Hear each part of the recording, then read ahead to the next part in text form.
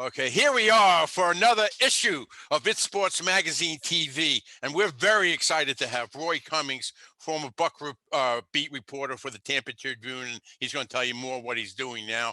So I'm going to jump right in and with a good question for Roy, okay, let me see what we got here. Roy, let's just deal with the Bucks first. As a long time, as a long time. Person that's covered the Buccaneers, there's always been a glowing need for the draft.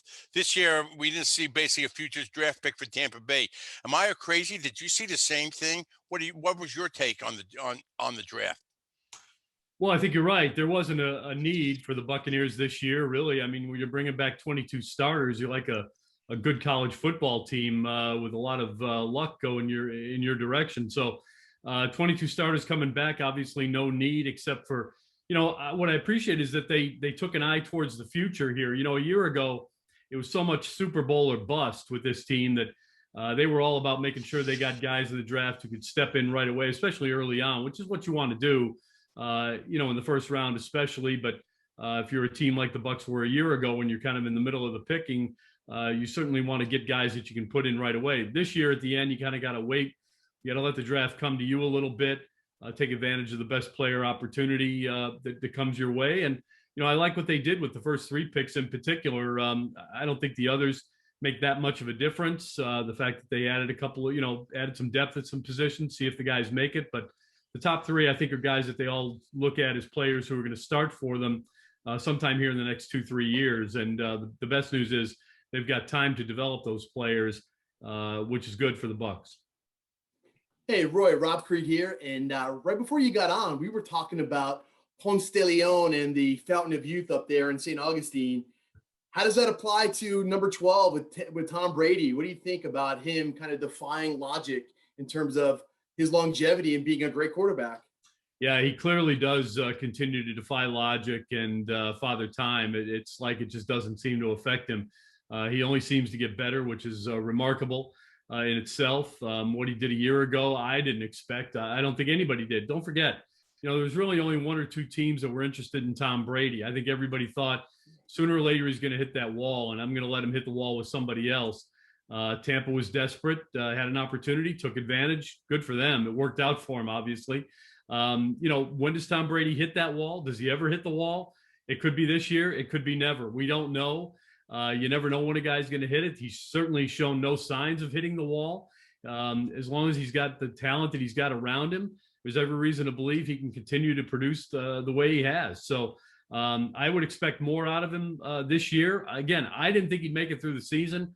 I didn't think he'd stand up physically. I thought the line was porous enough that he would get hit so much that he'd probably suffer an injury and end up getting removed naturally, but that didn't happen. Good for him. Good for the Bucs again. Yeah, that line played really well in front of him, which helped. I mean, Tristan Wirfs was unbelievable all season. Yeah. But bringing this whole team back, I mean, you alluded to it already when you first opened up with your comments. The Bucs did it back when they won the Super Bowl the first time. They're doing it again this time. What do you think about that strategy and how that's going to play out for them next season? Well, you can't knock it. Look, you've got, you kind of caught lightning in a bottle here. The other surprise to me was that Rob Gronkowski played every game, including the playoffs. I never saw that happen coming. I mean, who thought that would happen? Yeah. I don't think anybody could have. I think you could have won millions of dollars in Vegas on a side bet with that. Surprise there. But you know what? There's clearly a chemistry here. This team came together over the course of the season, not right away, but about week 12, week 13, they started figuring things out. The chemistry was really good. And I think guys realized, hey, we got a chance of doing this again. Let's take advantage of that opportunity. It comes so rare, and players are doing it. Obviously, Gronkowski's having fun, and Ndamukong Suh's having fun. Jason Pierre-Paul's having fun. As long as they're having fun and they're winning, no reason to give it up. So, I applaud him for going forward and doing it again. Good for the Bucs for bringing them back, and even better, good for the players for wanting to come back, and a lot of them taking hometown discounts to make that happen. It's been great. Thanks. Sure. I think Hainsley, the offensive lineman from Notre Dame, is that diamond in the rough for the Bucs because of his versatility. He could possibly play all three offensive line positions.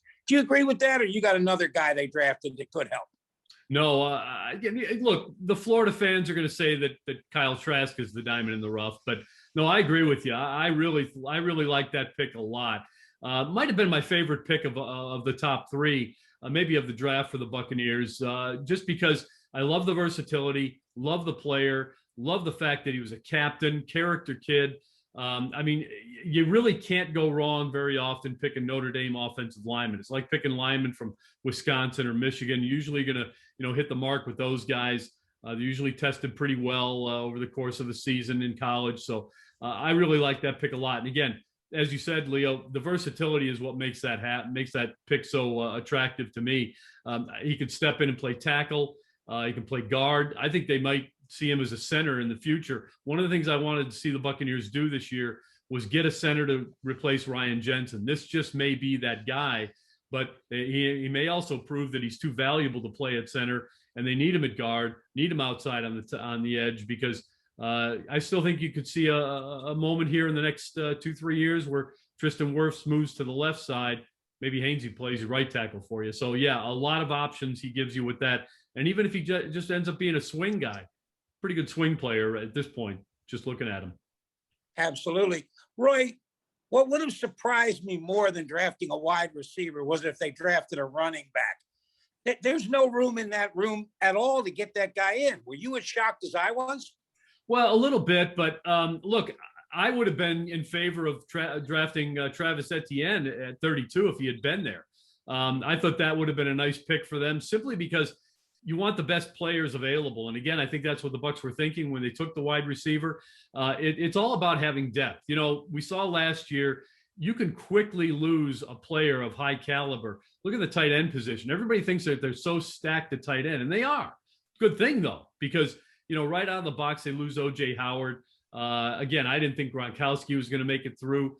There was a moment last year where you really had to think, boy, they're going to have to lean on Cameron Brate, who's playing hurt anyway.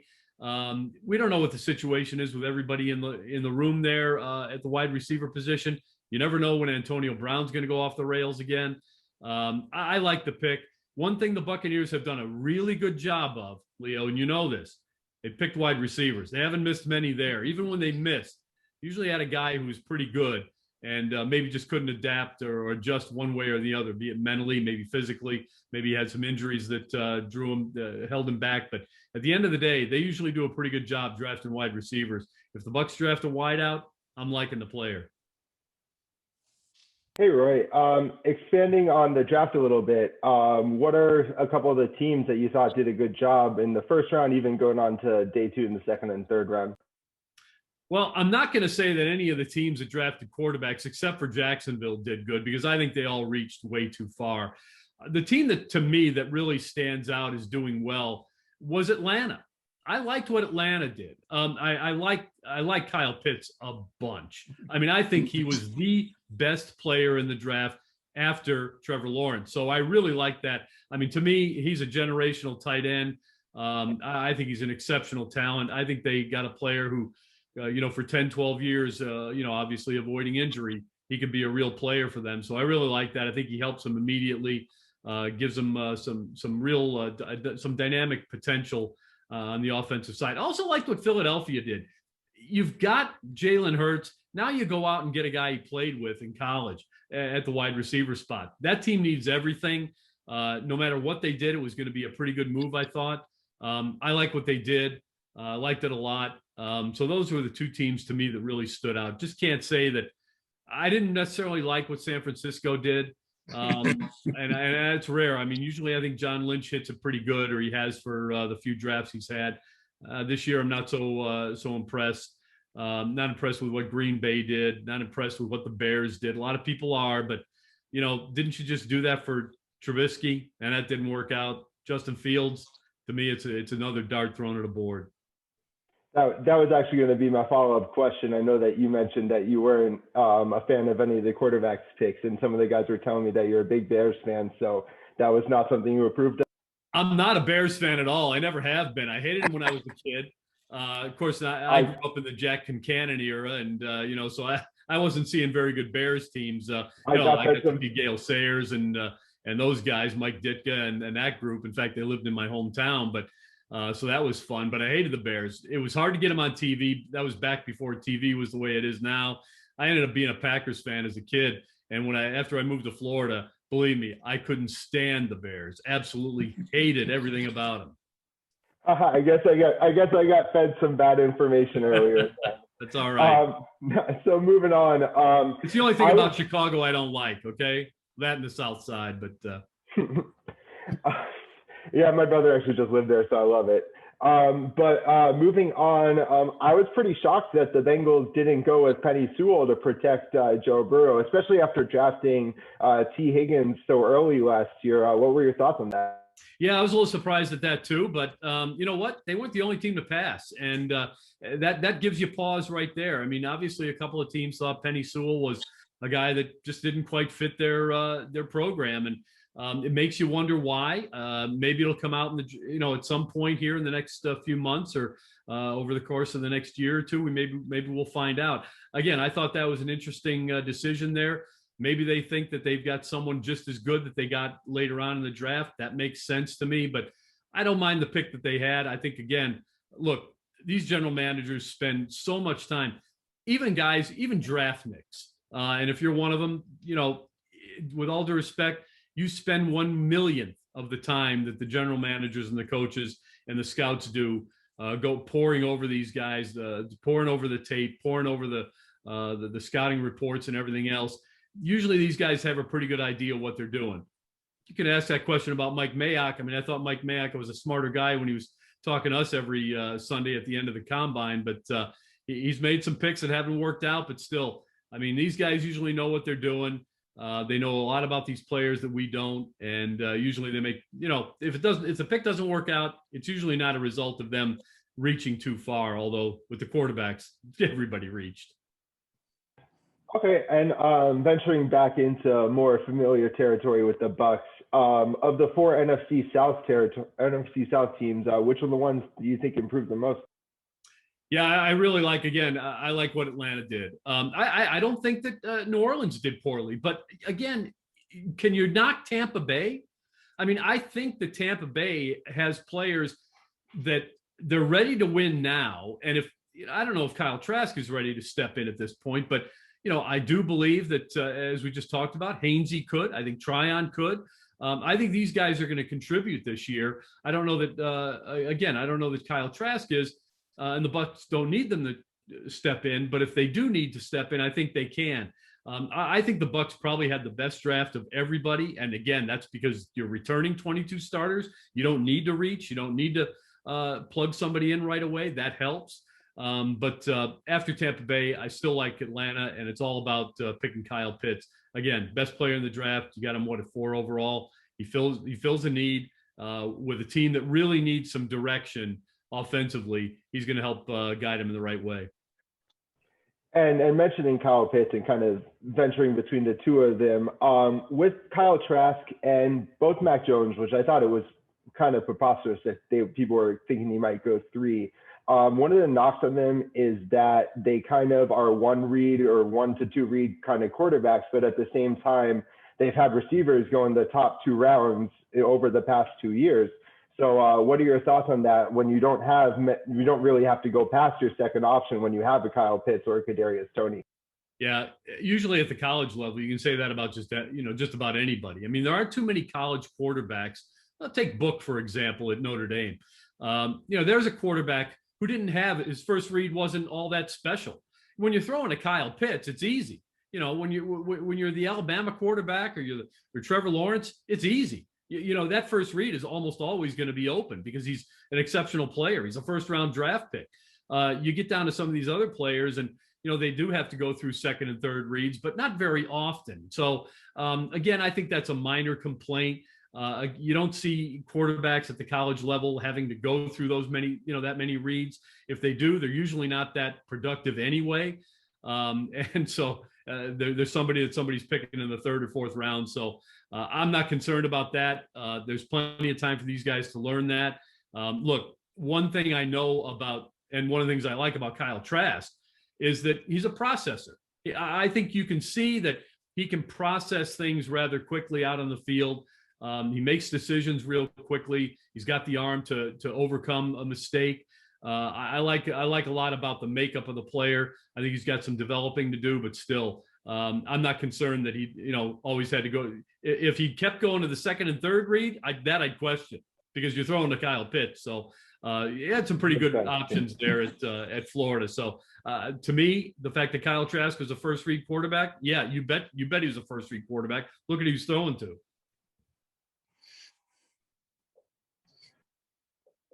Oh. Okay, we're jumping to Abby now because we already covered Roy's beloved Bears.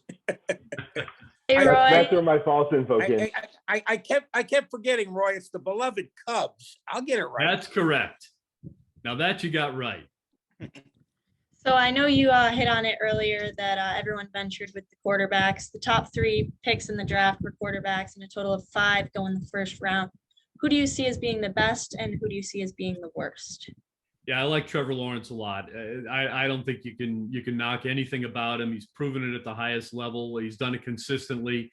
He's got room to grow, clearly, but I think he knows that, and I think he embraces it. I'm a little concerned about the fact that he's going to Jacksonville. B, and by that I mean not the city or anything like that. He's going to a team that is really, short of talent. Let's face it. Yeah, he doesn't have a lot around him.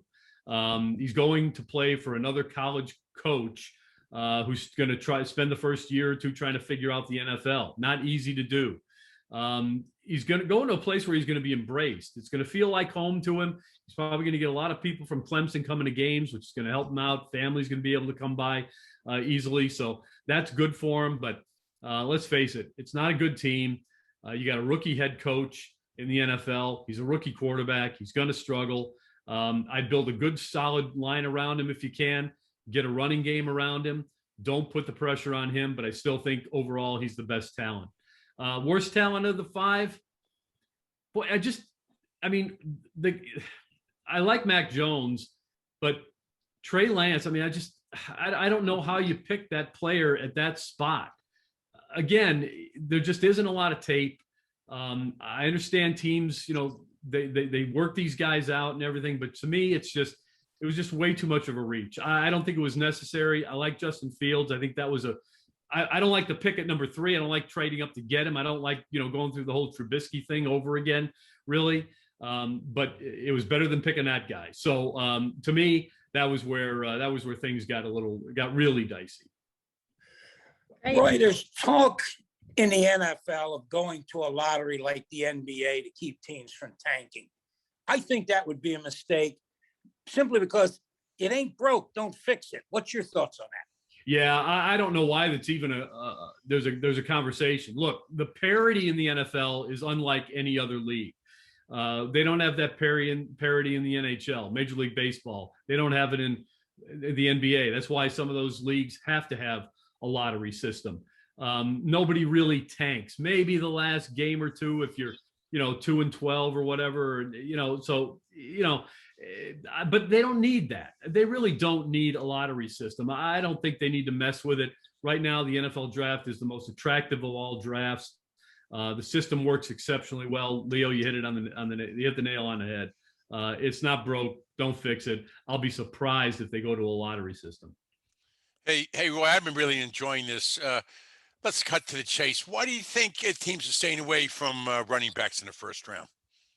Well, it's just, you don't get long-term value when you're paying, $25 million, $18 million to players in the top 15 of the draft. You're just not getting great value. And it's been proven that you can go into the third round and get somebody that'll last the same amount of time, 3, 4, 5 years, whatever it may be, give you the same kind of production. And you're going to be just as good. You look at the running backs who've gone in the first round and look at where their teams are now. Dallas continues to struggle to win. The running back is part of the problem. He could be part of the solution, but get his head on straight.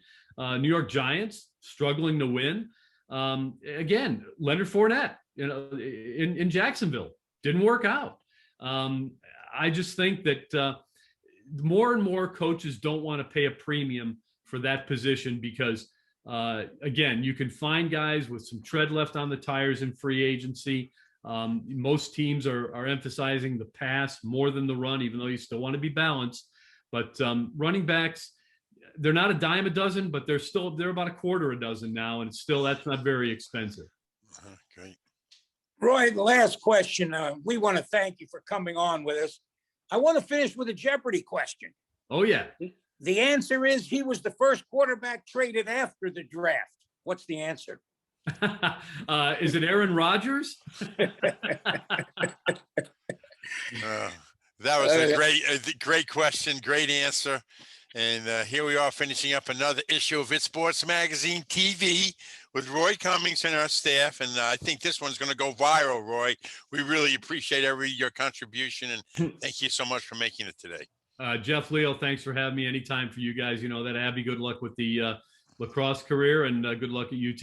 Guys, Thank you so much. Okay, take care, everybody. Thanks, It's Roy. Sports Thanks, Roy. Magazine, dedicated and devoted to the sports fan.